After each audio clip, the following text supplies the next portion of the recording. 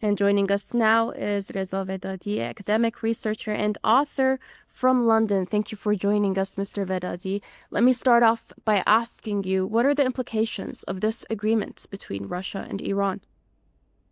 This agreement was many years in the working, and I believe it's become more important since the 2022 attack of Russia on Ukraine and its isolation and sanctions by the Western countries, the blocking of its money, $600 billion by the Europeans and the Americans, has brought focus to Russia that the Western bloc has never wanted Russia to join them, and that it has to look to other countries, the global south, China, Iran, Brazil, India, to build an alliance of multipolar countries to manage the affairs in the West Asia region and the broader world. So Iran, being sanctioned for 40, 50 years, knew this in advance. And it took the Russians until 2022 to realize that they can't really have close relations with the West. So they need to look to countries like Iran. And one of the aspects of it is the growing economic trade between Iran and Russia. And that's brought into focus when Russia recently signed a four nuclear peaceful nuclear energy facilities that they will be building in Iran to complement the Bushehr power plant some years ago.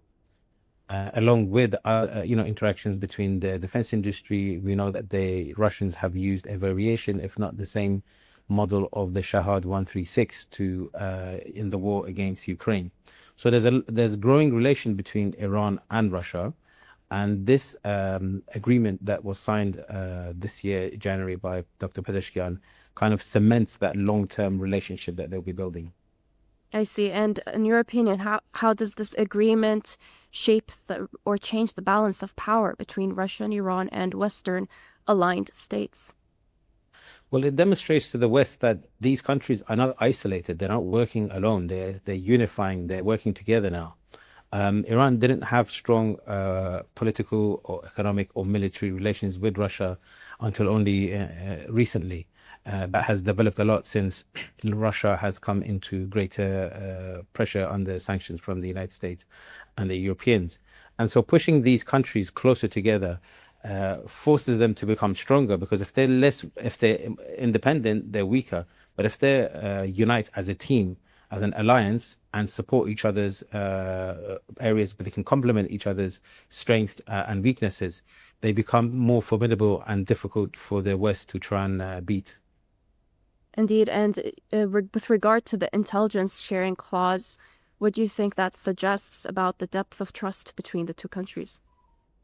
Well, any country, they say that the Americans say that Israel was the closest ally to Israel, but even the Israelis spy on the Americans. However, with Iran and Russia, what they need to do is they have a lot of areas where they have agreement with, and one of those areas was Syria. One of the areas is the Caucasus, Azerbaijan, Armenia, Georgia area. Trade, the north and south link between Russia and the Persian Gulf and the Indian Ocean.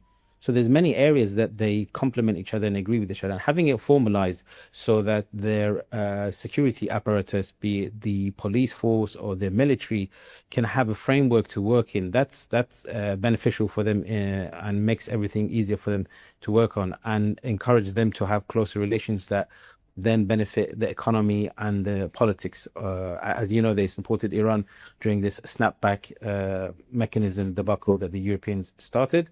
So all of this assists each other. Indeed. Thank you so much for sharing those insights, Mr. Vedadi, for joining us from London. And moving on to the next